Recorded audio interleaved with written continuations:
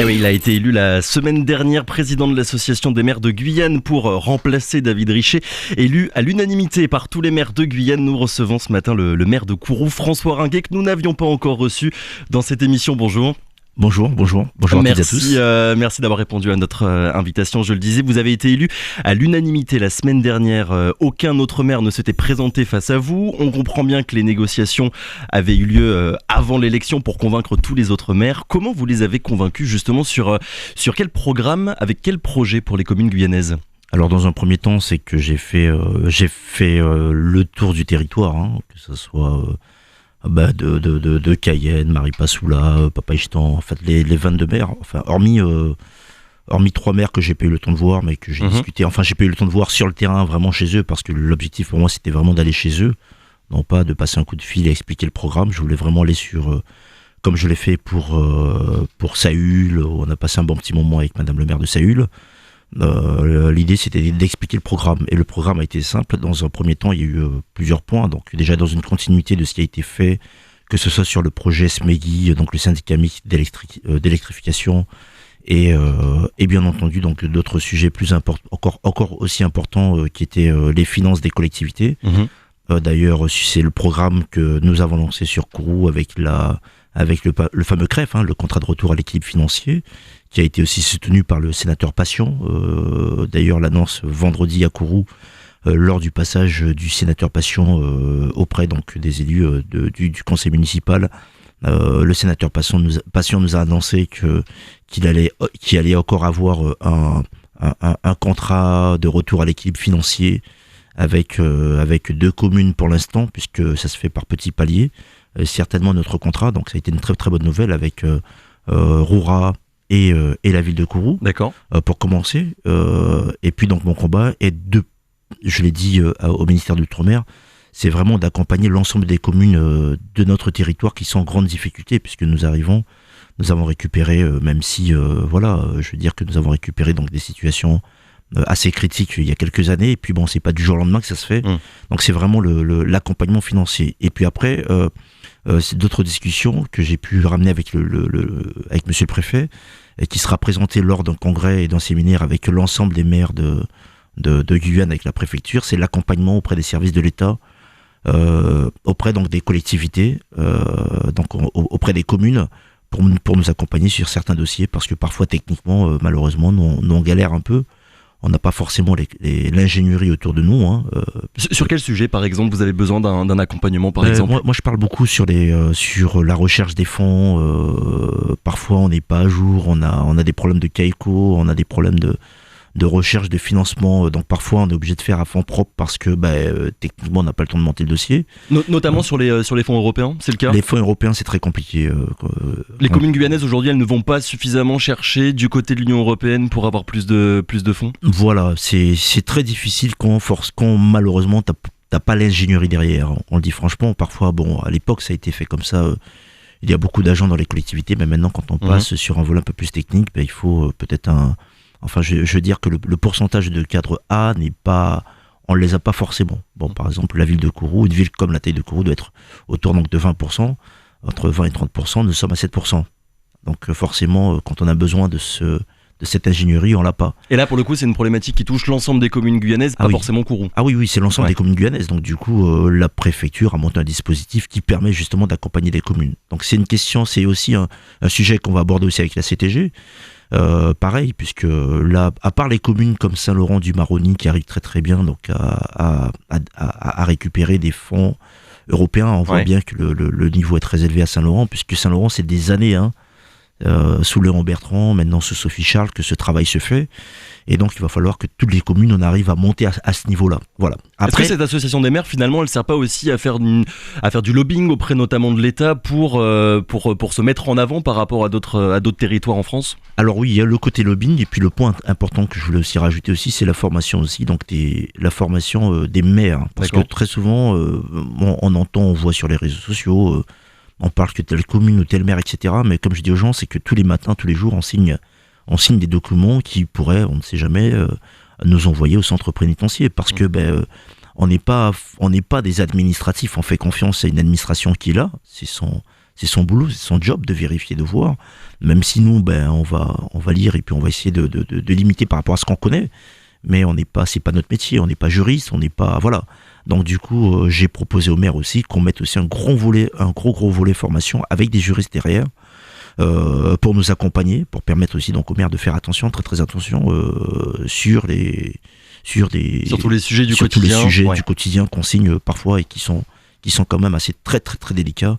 Et voilà. Après maintenant le côté lobbying, oui bien entendu. Donc avec ce gouvernement aujourd'hui, il va falloir qu'on fasse un vrai travail d'accompagnement sur nos secteurs. Là, il y a quelques jours, le président de la CTG parlait donc de l'orpaillage clandestin sur le bassin des Savanes. On parle du bassin des Savanes, mais moi j'ai sillonné donc quasiment une bonne partie de la Guyane en passant par Saül, en arrivant jusqu'à Papaïchtan, et on voit sur des kilomètres et des kilomètres donc des sites d'orpaillage clandestin.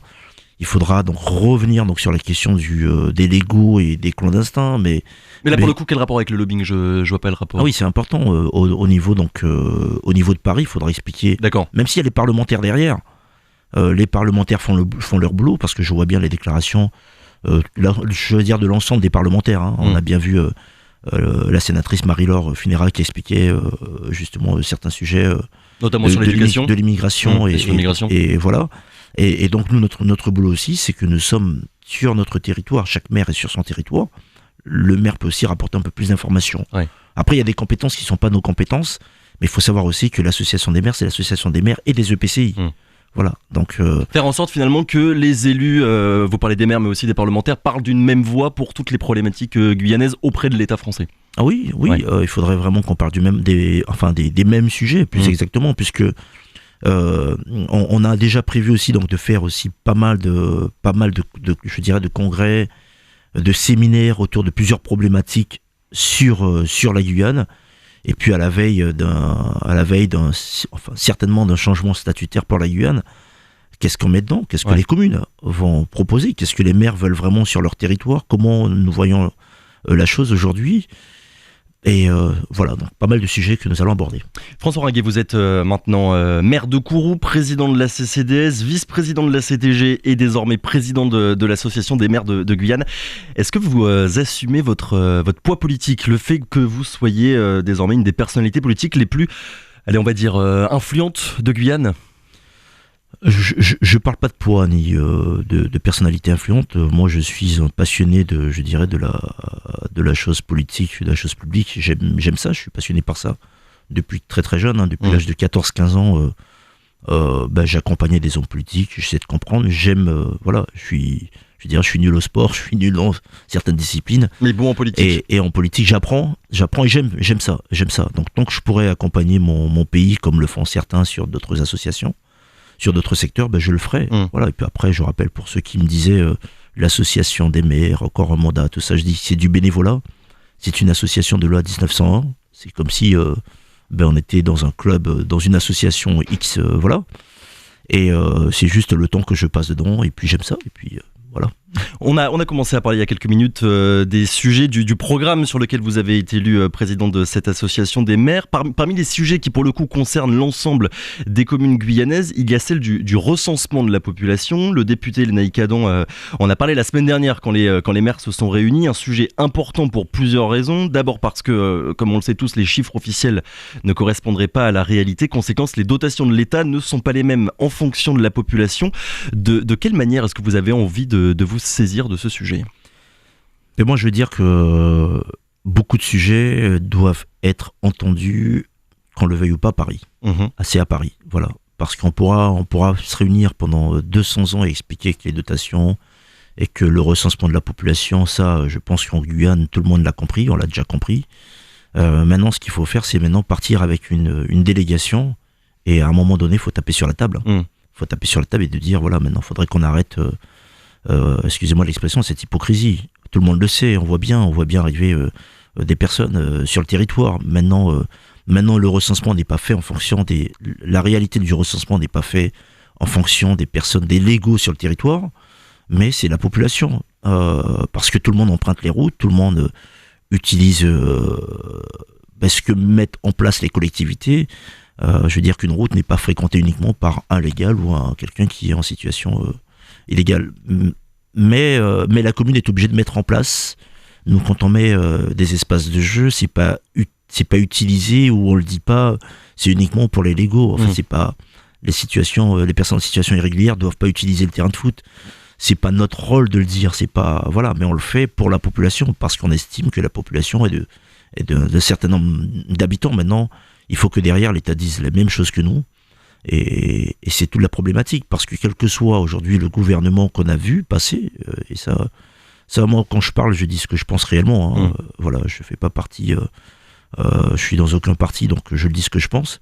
Aujourd'hui, c'est quel que soit le gouvernement, j'ai l'impression que tout le monde joue à la même chose en disant ne vous inquiétez pas, tout est réglé, c'est pas réglé. On voit bien Saint-Laurent-du-Maroni que ça explose, on voit bien maintenant Cayenne, ce qui se passe sur les territoires de Cayenne, c'est impensable, inimaginable. Maintenant, et encore une fois, finalement, que les élus parlent d'une même voix devant l'État français, petit peu comme ce qui s'est passé il y a quelques mois avec le dossier du CHU, finalement, où on a vu l'ensemble des parlementaires guyanais aller devant les différents ministères pour que finalement, c'est pas encore terminé, mais que ce dossier petit à petit se monte. Voilà, il faut y aller, et puis il faut pas avoir peur de dire les choses. Faudrait qu'on arrête aussi d'avoir les belles petites phrases en disant non, vous inquiétez pas, on s'est fait machin, bref. C'est pour ça que moi, quand j'arrive à Paris, donc y a certains qui sont un peu choqués quand moi je parle au ministère d'Outre-mer ou même à l'Élysée quand je suis reçu au cabinet du président. Mais j'ai mon franc-parler, je dis ce que je pense et je repars et voilà. Et parce que j'ai été élu pour défendre les intérêts du territoire. Et puis après, demain, je serai pas là, je passerai à autre chose. Je prendrai d'autres activités. Si vous êtes avec nous, François Ringuet, ce matin, c'est aussi pour parler de votre commune, de Kourou. Alors, au mois de mars, vous avez été réélu, vous avez conforté votre majorité. Néanmoins, le taux d'abstention était de 46% à peu près.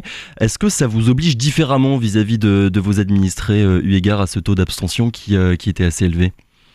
Non, on était à, je dirais, 4 points à peu près de 2014. Donc, on était quasiment dans les mêmes chiffres que 2014. Donc non, nous on fait le programme, on fait ce qui a été prévu dans le programme. Et puis après, le problème aussi de Kourou, en fait, pour le taux d'abstention, il sera toujours énorme parce que on a un public qui arrive sur le territoire, qui s'inscrit et qui repart. Ouais. Maintenant il y a eu un nettoyage, je dirais, qui a été fait par les services de l'État sur les listes électorales. Sur la liste électorale. Mais maintenant il faudra encore pousser beaucoup plus loin. Nous on n'a pas sorti des gens des listes électorales parce que Kourou, c'est encore, comme je dis, c'est une petite commune, c'est un petit village. Je voulais pas me retrouver non plus comme ce qui s'est passé à Sinnamary en enlevant certaines familles, etc. C'est compliqué. Et puis on se croirait dans une guerre politique parce qu'on le sait forcément qu'il y a des gens qui sont sur Cayenne, mais c'est des moi je dis, à partir du moment que les gens aiment leur commune et veulent revenir et voter dans leur commune, parce que ça veut dire ils ont envie de s'investir dans leur commune et il faut qu'ils puissent voter. Ils sont attachés à leur commune.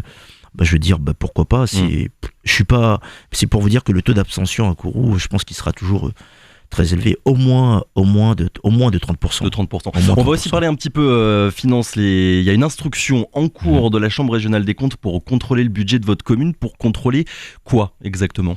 Alors vous savez, une commune en déficit, ça veut dire qu'en gros, on va dire, pour être plus simple, une commune, voilà, vous avez un découvert sur votre compte, forcément le banquier vous appelle.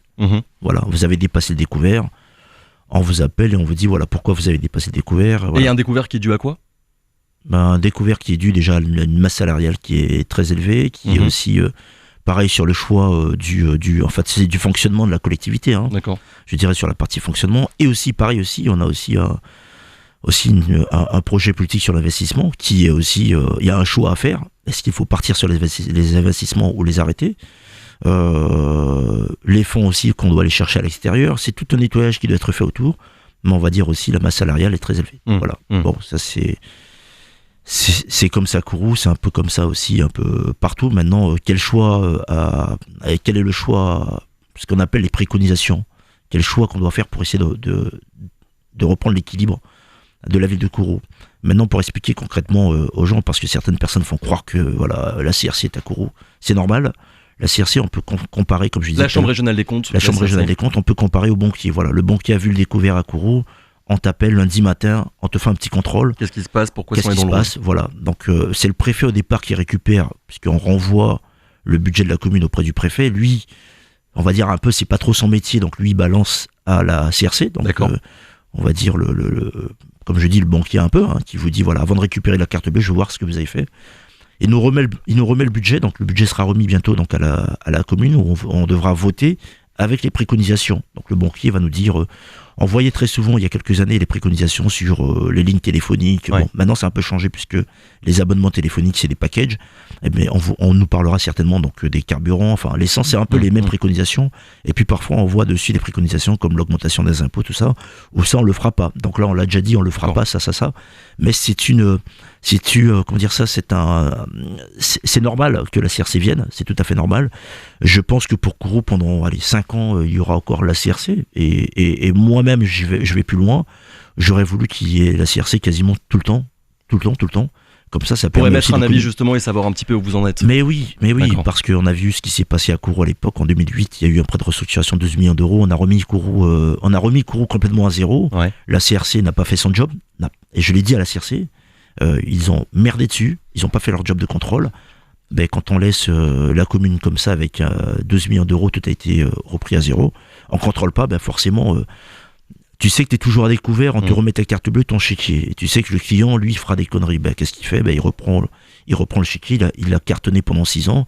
On arrive en 2014, ça a plombé. Bon, nous, maintenant, on essaie de redresser. On ne pourra pas tout refaire tout d'un coup, mais au moins, on avance petit à petit. Et pour vous dire que Bercy est quand même très, très content du résultat. Mais ça va être dur encore cette année, le résultat. Mais c'est normal, on avance. Dernière question, François Ringuet. Dans quelques mois, il y a un rendez-vous politique important qui devrait avoir lieu. Les élections régionales pour la CTG devraient avoir lieu au conditionnel, parce qu'on ne sait pas encore si elle sera ou non reportée, même si le rapport Debré sorti la semaine dernière précise que l'élection en Guyane devrait être maintenue. Est-ce que vous serez sur la liste de Rodolphe Alexandre ? Je ne sais pas si je serai sur la liste de Rodolphe Alexandre, puisque c'est sa liste, c'est lui qui compose sa liste. Est-ce que vous avez envie d'y être en tout cas ? On verra. Il y a aussi la famille derrière, il y a toute une organisation, parce que bon, les décisions aussi sont pas prises comme ça. Il faut discuter aussi un peu avec la famille. Mais en tous les cas, le soutien de Rodolphe Alexandre, comme je l'ai dit dernièrement, je suis avec Rodolphe Alexandre, je continuerai à le soutenir. Que vous soyez ou non sur cette liste, vous le soutiendrez pour ces élections. Moi, je parle pas de Rodolphe Alexandre, je parle du projet pour la Guyane.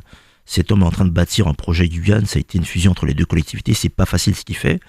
Même si beaucoup critiquent parce qu'ils sont dans des jeux politiques, l'objectif pour eux c'est de critiquer et de balancer, je dirais, un tas de conneries sur WhatsApp. Maintenant, ce qu'il faut, c'est qu'on a besoin de cet homme pour faire avancer les choses. Après, maintenant, il pourra pas tout faire en moins de 2, c'est pas possible.